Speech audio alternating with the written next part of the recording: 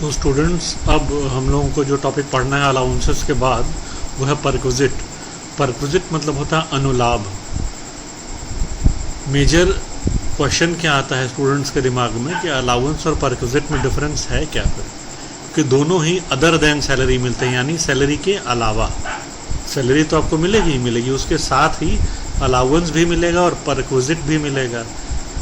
Allowance यानी भत्ता और परक्विजिट यानी अनुलाभ। फिर क्वेश्चन आता है अलाउंस और परक्विजिट में अंतर क्या है। इनकम टैक्स के पॉइंट ऑफ व्यू से अंतर आप ये समझिए कि अलाउंस कैश में मिलेगा और परक्विजिट काइंड यानी वस्तु या सेवाओं के रूप में मिलेगा, और अलाउंस जब भी मिलेगा तो कैश के रूप में मिलेगा। और अलाउंस अगर काइंड के रूप में मिलता भी है तो ऐसी काइंड होगी, ऐसी वस्तु होगी, मतलब सेवाएं जो हैं कि उनको मॉनेटरी वैल्यू उनकी निकाली जा सकती है, उनका मौद्रिक मूल्य निकाला जा सकता है। आइए जैसे एक एक करके हम लोग देखते हैं। जैसे अलाउंसेस 3 पार्ट्स में थे, उसी तरीके से परक्विजिट्स को भी 3 पार्ट्स में समझा जा सकता है।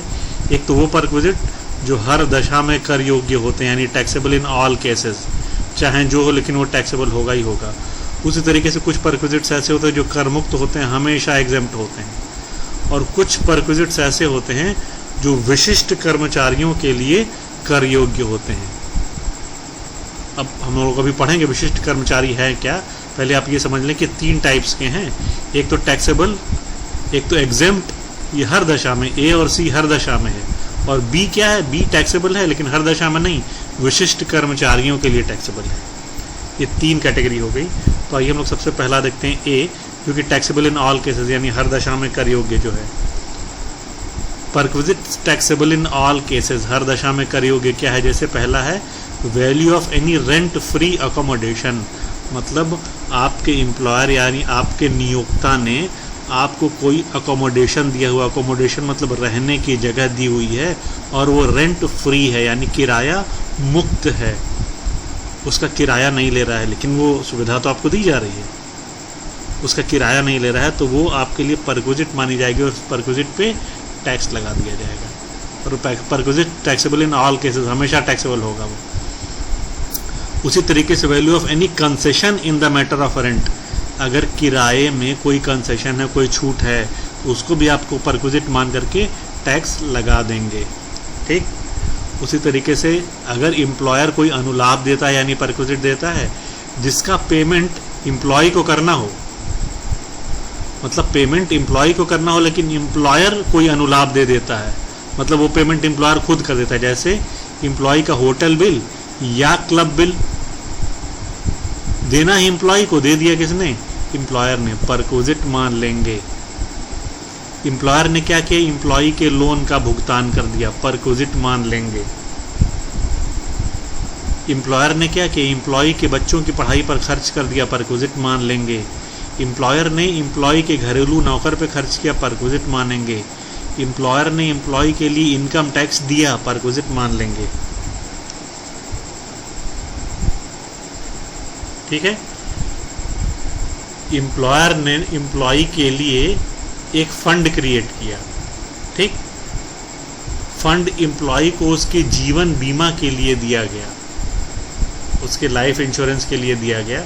ठीक, बस ये 3 चीज ना हो तो वो क्या होगा, आरपीएफ ना हो, अप्रूव्ड सुपर एनुएशन फंड ना हो, डिपॉजिट लिंक्ड इंश्योरेंस फंड ना हो। आरपीएफ होता है रिकॉग्नाइज्ड प्रोविडेंट फंड यानी अनुमोदित प्रोविडेंट फंड, अनुमोदित भविष्य निधि। अप्रूव्ड सुपर एनुएशन फंड जब एम्प्लॉयज़ ज़्यादा एज के हो जाते हैं, जब रिटायर होने वाले होते हैं तो उनको सुपर एनुएशन फंड दिया जाता है। सुपर एनुएशन मतलब आपने एक उम्र पार कर ली, तो सुपर एनुएशन फंड जब एम्प्लॉयज़ रिटायर होने वाले होते हैं तो उनको दिया जाता है। उसी तरीके से डिपॉजिट लिंक्ड इंश्योरेंस फंड, आपके लिए कोई फंड ऐसा क्रिएट किया गया है कि भाई आप उसमें डिपॉजिट करते रहिए और आपका इंश्योरेंस होता रहेगा। तो इन तीनों के लिए तो नहीं, अदरवाइज और भी किसी भी जगह पे एम्प्लॉय को जीवन बीमा की सुविधा दी गई है और उसका पेमेंट एम्प्लॉयर द्वारा किया गया हो तो वो क्या होगा, टैक्सेबल होगा। ध्यान दीजिएगा, इन तीनों का दशा में टैक्सेबल नहीं होता है। अगला क्या है, किसी भी प्रकार का शेयर एम्प्लॉयर द्वारा एम्प्लॉय को दिया गया हो, टैक्सेबल है। अप्रूव्ड सुपर एनुएशन फंड में 1.5 लाख से ज़्यादा एम्प्लॉयर द्वारा दिया गया हो।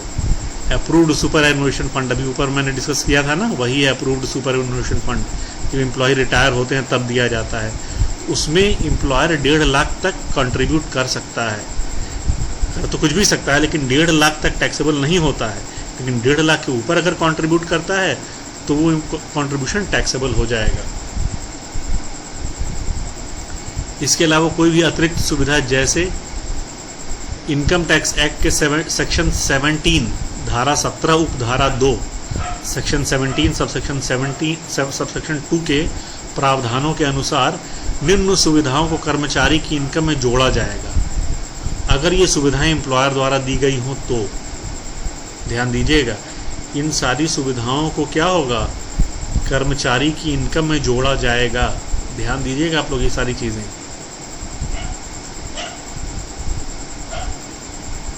ब्याज मुक्त या सस्ता लोन, कोई ऐसा लोन दिया है जिसपे 20% या 12% ब्याज लगना चाहिए, जबकि 6% पे एम्प्लॉयर ने दे दिया है, तो परक्विजिट मान लेंगे, टैक्स लगाएंगे।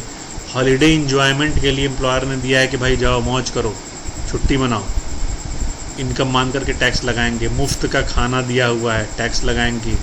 गिफ्ट दिया हुआ है एम्प्लॉयर ने कोई, एम्प्लॉय की इनकम मान करके टैक्स लगा देंगे। क्रेडिट कार्ड के खर्चे, आप एम्प्लॉय हो, आपने क्रेडिट कार्ड के थ्रू खर्चा किया और उस खर्चे को पेमेंट कर दिया एम्प्लॉयर ने, आपकी परक्विजिट मान लेंगे। आप अपने एम्प्लॉयर की चल संपत्ति का प्रयोग करते हो, यानी मूवेबल एसेट का प्रयोग करते हो, चल संपत्ति का हस्तांतरण कर दिया आपके एम्प्लॉयर ने आपके नाम पे, परक्विजिट होगा। क्लब का कोई खर्चा, आपका कोई क्लब है जिसमें आप मेंबर हो और उसका खर्चा आपका एम्प्लॉयर उठा रहा है, परक्विजिट मान लेंगे। कोई भी और सुविधा एम्प्लॉयर दे रहा है, परक्विजिट मान लेंगे।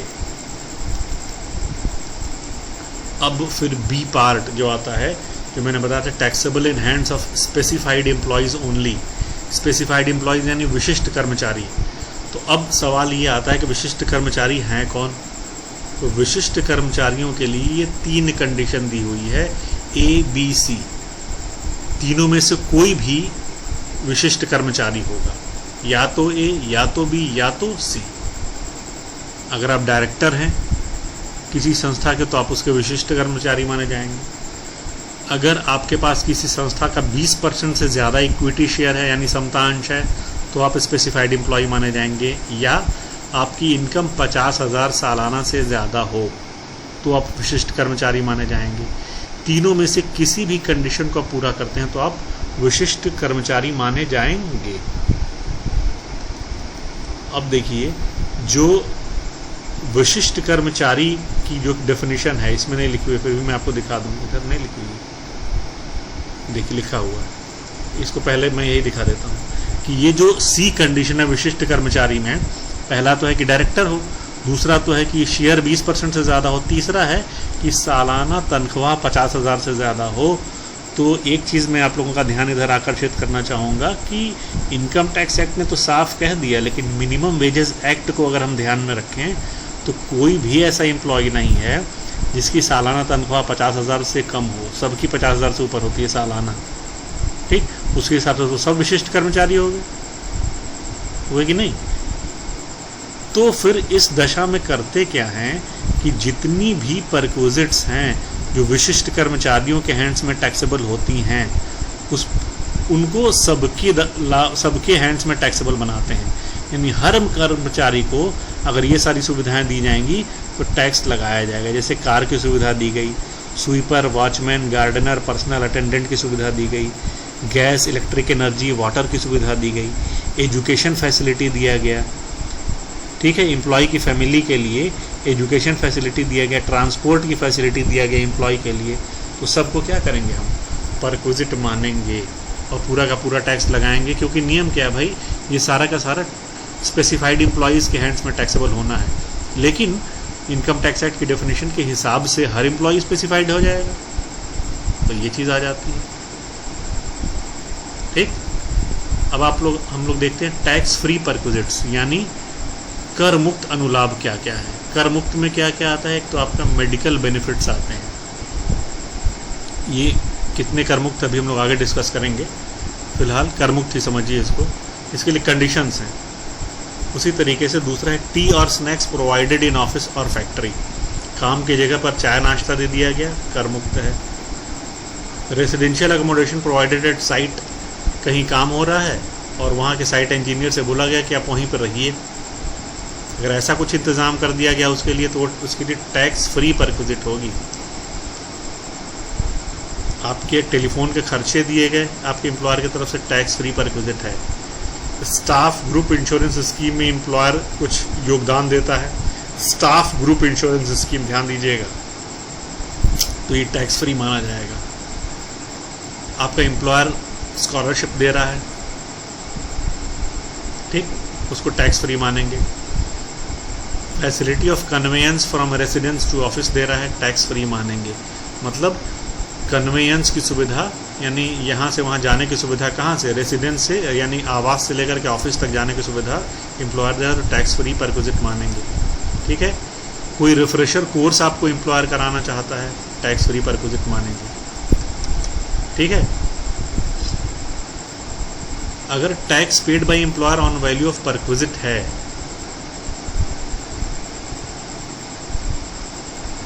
परक्विजिट पर कोई टैक्स आ रहा है जो कि एम्प्लॉयर दे रहा है, तो क्या होगा, वो टैक्स फ्री मानेंगे।